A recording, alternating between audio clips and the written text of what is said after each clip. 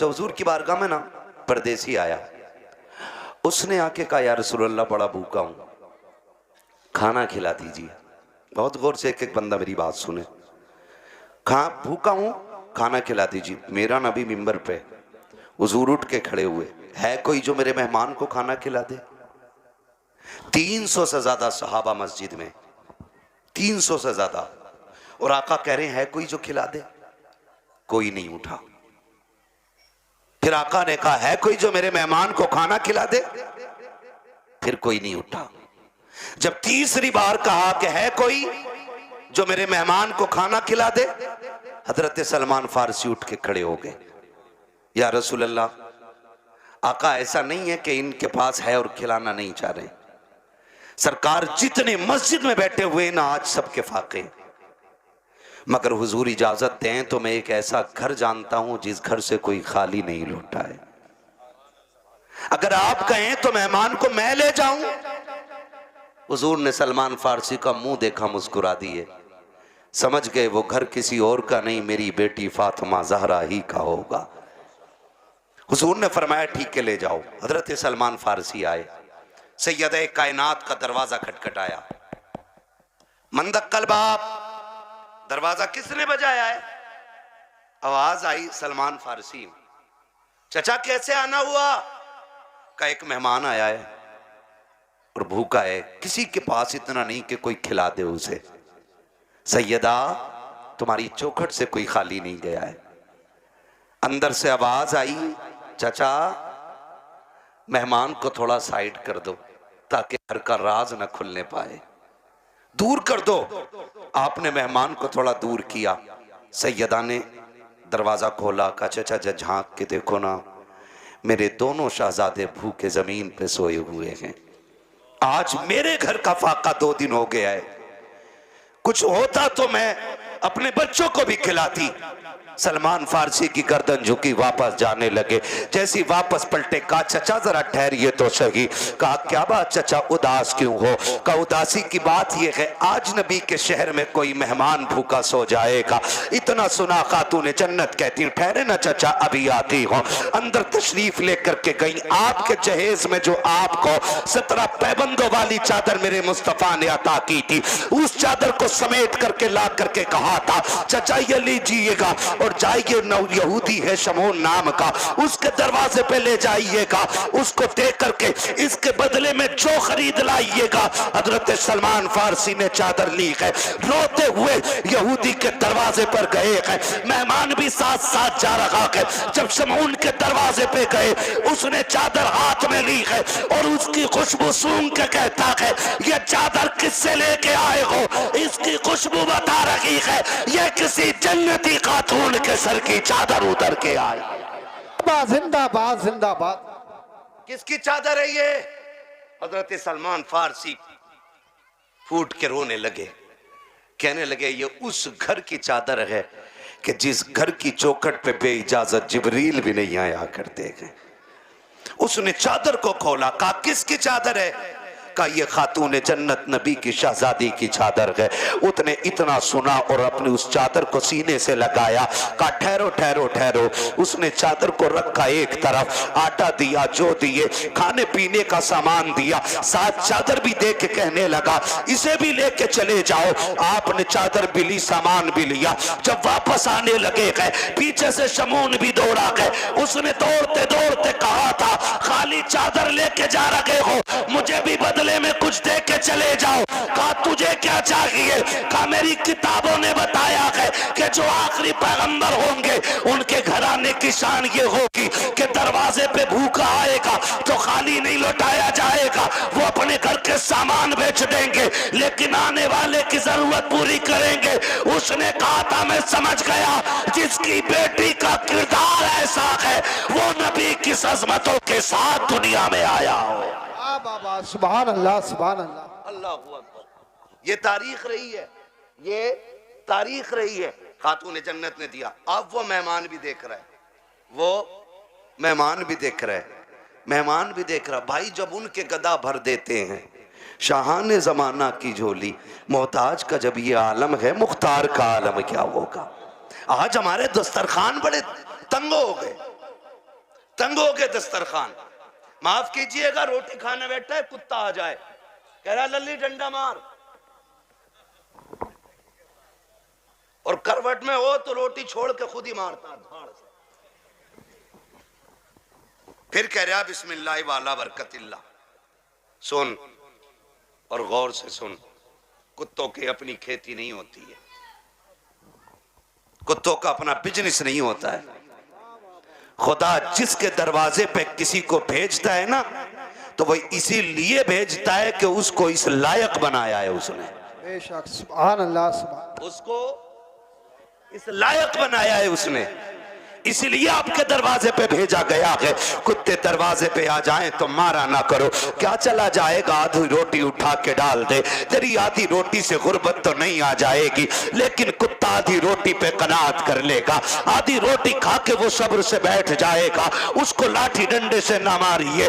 अगर मेहमान ना आ सके तो जानवरों को खिलाया करो, कुत्ते भी ना आ सके तो परिंदों को खिलाया करो, वो भी ना हो सके तो चूटियों को खिलाया करो, इसलिए कि जो तुम खाते हो वो गंदगी बनता है, और जो रब की मखलूक खाती है वो दुआएं बन के अर्शों से टकराती है, और जब दुआएं जाकर के अल्लाह के अर्श से टकराती है तो एक का रिस्क नहीं बल्कि अल्लाह 7 पुश्तों के रिस्क का इंतजाम फरमा दिया कर। सुभान अल्लाह सुभान अल्लाह। और ये सबसे बड़ा वजीफा है, ये सबसे बड़ा वजीफा है। जान रहे हो, बारात लेके जा रहा है ना, बारात, बारात कितने चलने बारात में? बिल्कुल फुर्सत में ही है सब, 450। जिस बूथ पे वोट डाल दें उसे ही जिता दें, ऐसे ही है ना। 450 बारात जा रही है, तो कह रहे बारात में, कह रहे यहाँ चलिए उधर, यार हाफिज जी तुम ना होंगे ना तो बात खराब हो जाएगी यार, कंगे से कोई जानता भी ना दिखे, ये बदमाशी दिखा रहा है। और जब वलीमे की बारी आई ना अपने बाप के घर खिलाने की, कह रहे ना मैं तो गरीबों को ही खिलाऊंगा बस, एक हाफिज जी और 4 गरीब आदमी। मैंने सुन्नत अदा करी है। वो बेगैरत, कल जो 400 450 लेके गया था तेरे बाप ने कमा के रख दिया था। ये कंडीशन है हमारी। निकाह इतना आसान कर दो कि कोई बेटी बेटी होने पे शर्मिंदा ना हो,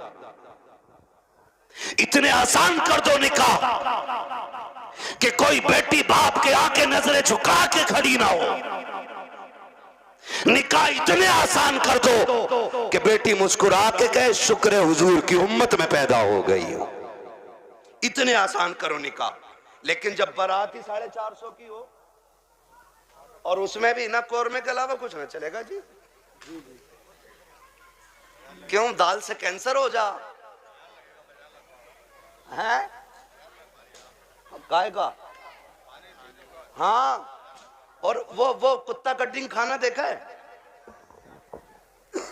बफर गैम है कब अम्फर गैम है? अरे खड़े होके जो खाते हैं उसे क्या कहते हैं?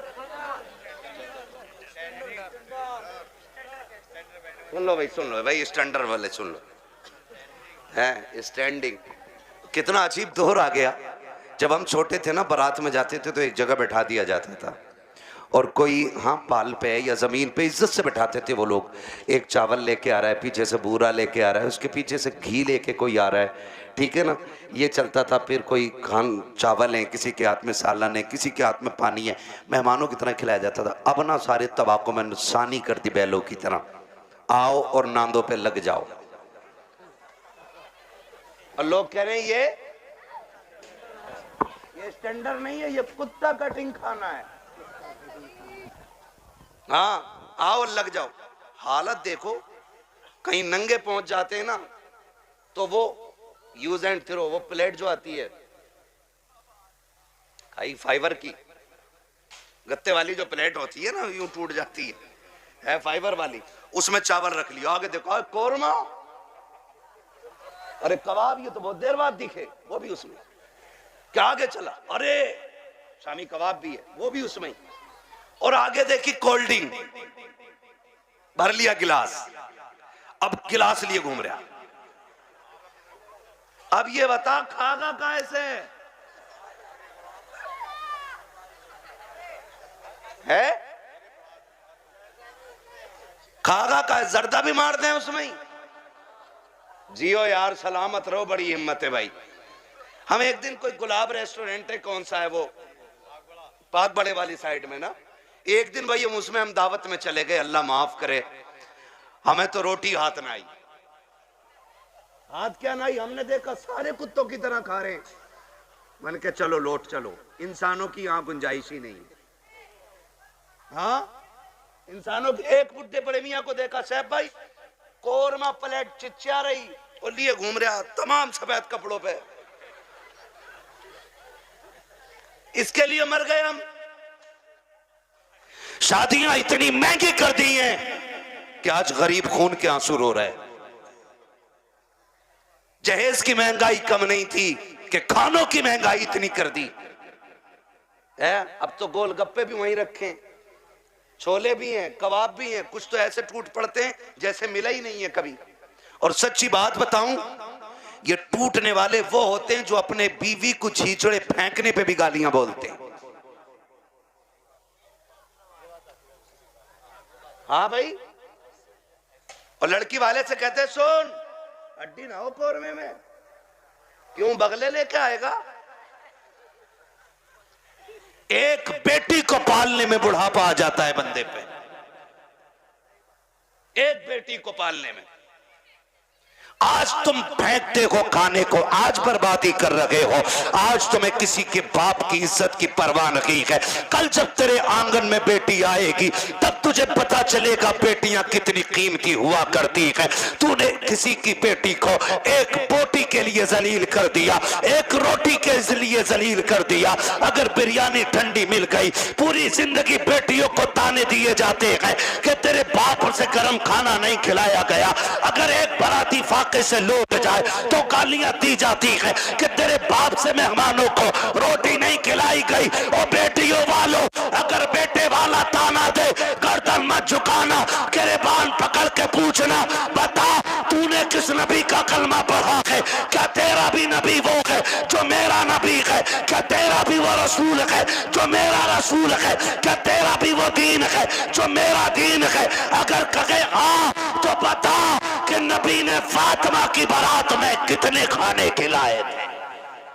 जिंदाबाद जिंदाबाद। पूछ जाकर के गरेबान पकड़ के। हद हो गई है, जिसका बस नहीं चलता बेटी के बाप पे दबाना शुरू कर देता। निकलो इन चीजों से, निकाह आसान कर दो ताकि बेटियां मुर्तद ना हो। बेटियां मुर्तद ना हो। जिसकी भाग जाती है वो कहता जी मेरा उससे मतलब ही नहीं।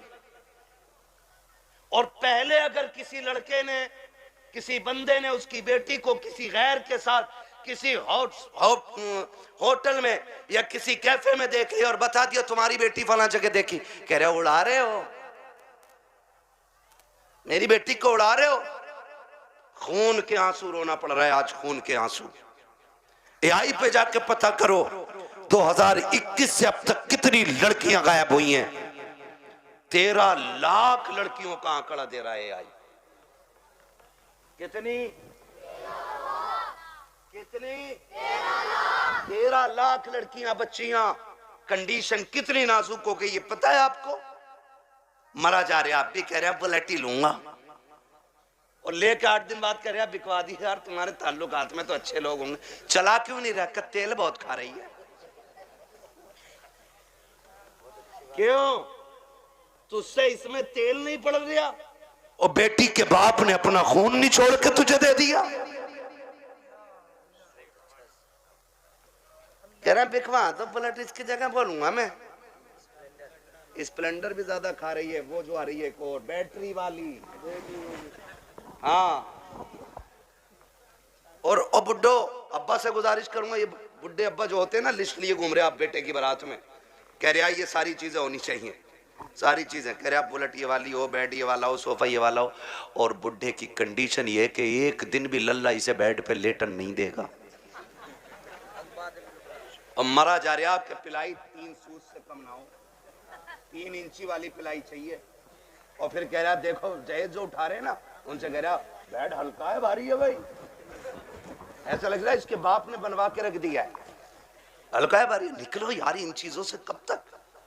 बताओ मुझे एक बात बताओ, बेड घुनेगा कि नहीं, गाड़ी खराब होगी कि नहीं, बोलो, जहेज खत्म होगा कि नहीं, तो फिर ऐसी चीज के लिए क्या मरना जो खत्म होने वाली चीज है। और बेटियों से भी गुजारिश करूंगा, ये जो मुखिया की बेटी को देख के अपने अब्बा से कह रही है, अब्बा 12 फीट वाला ही फर्नीचर बनवाइयो मेरे कमरे में भी, बेटियों से मेरी गुजारिश है, कभी अपने बाप से फरमाइश ना करना। और लड़कों से गुजारिश है, जो बाप से दगा करके तुमसे शादी करे उससे कभी निकाह ना करना, इसलिए कि जो बाप को छोड़ सकती है जहर देके वो तुझे भी मार सकती है, ये याद रखना बिल्कुल। हाँ 1.5 घंटा हजरत नाली पे बैठ के फोन पे बात करके कह रहे अब्बा जैसी मैंने देखी है तुम 7 साल में नहीं देख पाओगे। ये कंडीशन है हमारी है। आप अंदाजा लगाइए ना मेरी बात जो मैं कह रहा हूं। हाँ इमाम साहब फजर में 2 रुकू पढ़ दे 1 रकात में, कह रहा लो कल से आने ही ना हमें भी, कह रहा टांगे पत्ती आ गई, 2 रुकू में टांगे पत्ती आ जाती हैं। और 1.5 घंटा नाली पे खड़े होकर मच्छर काट रहे हैं, डेंगू बन गया, फोन ही नहीं हट रहा कान पे से। ये आशिक नहीं होते, ये मलेरिया की औलाद लवेरिया होते हैं। आपसे मेरी गुजारिश है, वो बच्ची हमारी नस्ल को अच्छा बना ही नहीं सकती है कि जो अपने माँ बाप से गद्दारी करके हमारे घर में आई होगी। ये याद रखिएगा। और बेटियों से कहना चाहता हूं सुनो, ऐसे भी होते हैं छपरी, 3 महीने मुंबई में काम करके बाल यहां को लटका के और कड़ा पहन के बुंदे लटका के और यूं चल रहा यूं,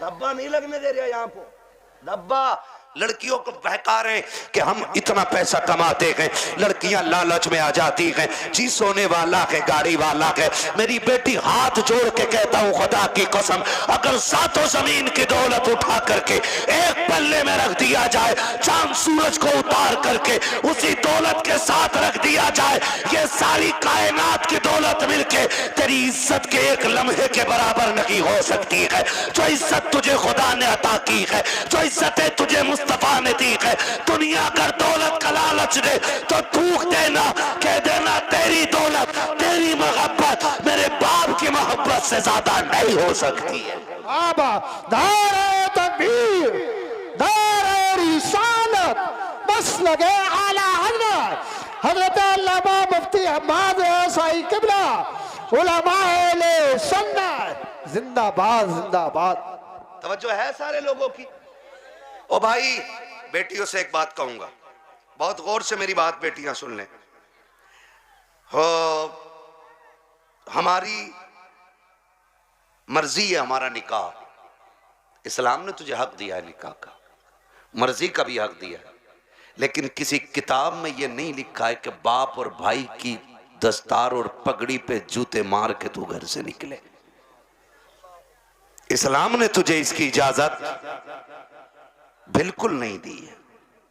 हाँ वो है ना तेरे लिए इख्तियार, निकाह उस वक्त तक नहीं होगा जब तक तेरी मर्जी शामिल नहीं होगी, ये दिया ना इस्लाम ने तुझे हक।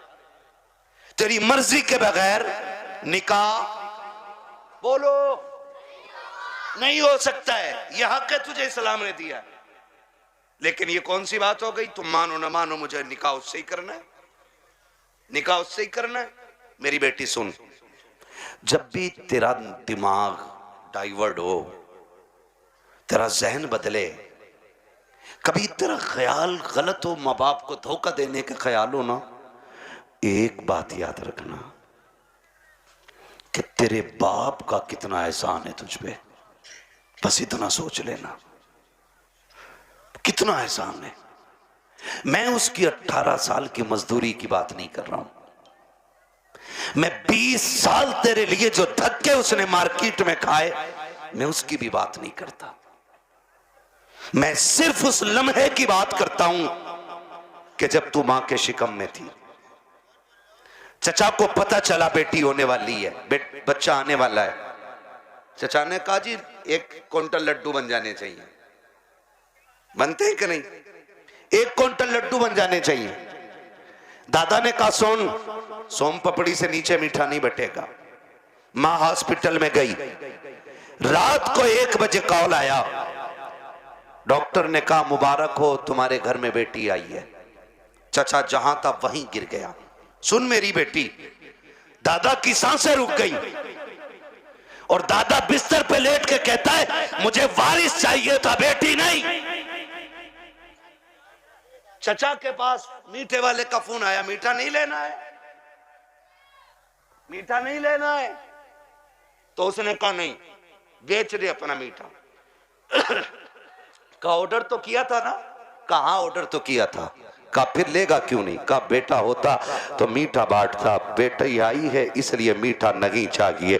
अब सुन बेटी, सब तुझसे मुंह मोड़ चुके हैं। तेरा आना दादा को भी अच्छा नहीं लगा, तेरा आना दादी को भी अच्छा नहीं लगा, तेरे चचा को भी अच्छा नहीं लगा, तेरी फूफियों को अच्छा नहीं लगा, तेरे फूफाओं को अच्छा नहीं लगा। सारे मुंह मोड़ के बैठे गए। लेकिन जब हॉस्पिटल के बाहर तेरा बाप खड़ा था, डॉक्टर के जरिए खबर दी गई कि बेटी आ गई है, इसमें एक लम्हा कदम नहीं रोके थे, एक लम्हे के लिए इसने नजरें नहीं बिगाड़ी थी, बल्कि रफ्तार से अंदर गया था और जिसे दुनिया ने ठुकराया था उसी बेटी को बाजू बढ़ा के इसने गोद में उठा के कहा था मालिक दुनिया जो चाहे सोचे, मैं तेरा शुक्र अदा करता हूँ। बेटा नहीं आया तो क्या आया, तेरे कलम से मेरे घर में तेरी रहमतें आ गई है। जिंदाबाद जिंदाबाद, सुभान अल्लाह। ये मेरी बेटी, जब तुझे कोई नहीं अपना रहा था तब बाप ने अपनाया था, वरना फेंक देता वो भी किसी कचड़े के ढेर पे। कौन था उसे रोकने वाला? आज उसी का मुंह काला करके भाग जाती हो, आज उसी के मुंह पे कलंक पोत के कहती हो कि मैं एक होशियार बच्ची हूं, मैं समझदार बच्ची हूं। सारी दुनिया की औरतों की अक्ल एक पल्ले में, नबी की फातिमा जहरा की अक्ल दूसरे पल्ले में रखो। सुभान अल्लाह। फिर कायनात की औरतों की सारी अक्लें खातून जन्नत की अक्ल की बराबरी नहीं कर सकती हैं। हाँ नहीं कर सकती हैं, लेकिन तुम्हें पता है ना, जब हैदर कर्रार मौलाए कायनात रिश्ता मांगने के लिए आए, हुजूर उठे घर की तरफ चले, जिब्रील आ गए। या रसूल अल्लाह किधर? का जिब्रील रिश्ते के लिए आया बैठा है, बेटी से पूछ लूं ना। तो जिब्रील कहते हैं आका ये रिश्ता जन्नत में रब ने कर दिया है। कहा हुआ है? जन्नत में रिश्ता हुआ है। कि ये रिश्ता अल्लाह ने अर्शों पे कर दिया है। कहा मालूम है।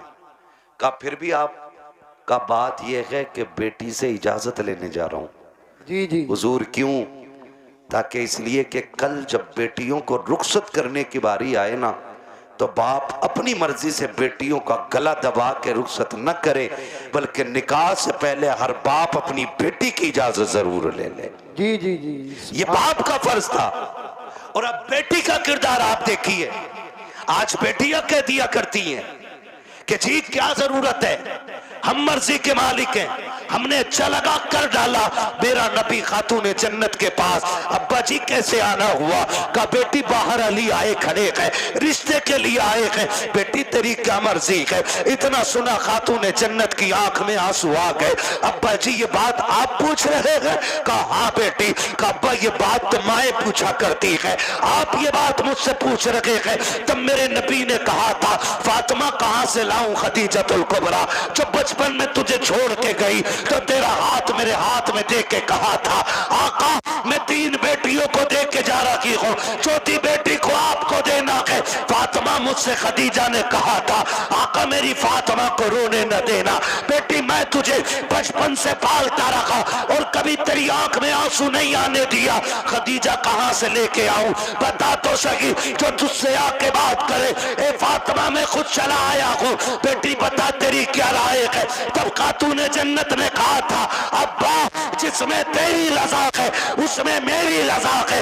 आज दुनिया कहती है हुसैन ने नेज़े पे कुरान पढ़ा है, ये कमाल हुसैन का है। खुदा की कसम अगर नेज़े पे कुरान हुसैन ने पढ़ा है तो सिर्फ कमाल हुसैन का नहीं बल्कि खातूने जन्नत का कमाल है। अगर माए बादशाह होती है तो बेटे नेज़ों पे चल के कुरान सुनाया करते। सुभान अल्लाह सुभान असल अल्लाह। ये चीज है, असल ये चीज है। बेटियों से भी गुजारिश है, ना करना डिमांड, ना करना डिमांड। सब्र के साथ जिंदगी काट जाओ, कट जानी है ये तो, कट जानी है। 60 भी कट जानी है, 70 भी कट जानी है, फटे जोड़े में भी कट जानी है, 20,000 के लहंगे वाली की भी कटी जानी है। मरना सभी को है, लेकिन याद रखो अगर तुम इस हाल में जाओ कि तुम्हारे बदन के कपड़ों पे 25, 26, 30, 40 पैबंद लगे हों, लेकिन तुम्हारे शोहर की तुमसे नाराजी ना हो, तो तुम कब्र में जैसी लेटोगी आखिरी तख्ता लगेगा, अल्लाह तुम्हारी कब्र में जन्नत की खिड़कियां खोल देगा। वाह वाह वाह सुभान। असल चीज है शोहर की रजा। इसलिए मैं बहन बेटियों से कहूंगा जिंदगी ऐसी गुजारें कि जिससे रब भी राजी हो, रसूल भी राजी हो। और पैसे वालों से, ज़मीन वालों से कहूँगा निकाह कुछ अल्लाह रसूल के लिए भी कर लो, अल्लाह रसूल के लिए भी कुछ निकाह करो। ये सबसे ऊपर लिखा होता निकाह मिन सुन्नती फमन रगीब अन सुन्नती फलैसा मिन्नी, ये सबसे ऊपर लिखा होता है। लेकिन मसला ही कुछ और है। 4 बेटे अल्लाह ने दे दिए ना, तो हिसाब लगा रहा है, हिसाब लगा कह रहा कि 10 लाख गुड्डू में मिलेंगे, 10 पप्पू में मिलेंगे, 10 अच्छन में मिलेंगे, 10 बल्लन में मिलेंगे, 40 लाख का मालिक बैठ गया, बन गया बैठे बैठे। हिसाब लगा रहा, तू कारून नहीं है, तू शद्दाद नहीं है, तू हामान नहीं है, फिरौन नहीं है, क्या है तेरे पास दौलत है, क्या औकात तेरी? हुए नाम वर बेनिशां कैसे कैसे, जमी खा गई आसमां कैसे कैसे। बड़े बड़े कब्रिस्तानों में चले गए। कोई डिमांड जहेज की ना कीजिएगा, करेंगे इंशाल्लाह कोशिश, कोशिश करेंगे कि डिमांड ना करें, करेंगे कोशिश। अच्छा कितने नौजवान हैं जो हाथ उठा के वादा करें कि हम बिना मांगे निकाह करेंगे। सलामत रहें, सलामत रहें माशाअल्लाह, बगैर मांगे हैं? नहीं नहीं, क्या बात है, सलामत रहे मेरे लाल। अल्लाह इन बच्चों की जवानियां अच्छी करे। खुदा करे कि ये बच्चे वो दिन देखें ये दूल्हा बने हो और इनके चेहरों पे बातें मदीने वाले मुस्तफा की हो रही हो। आमीन। सुभान अल्लाह। हाँ जी।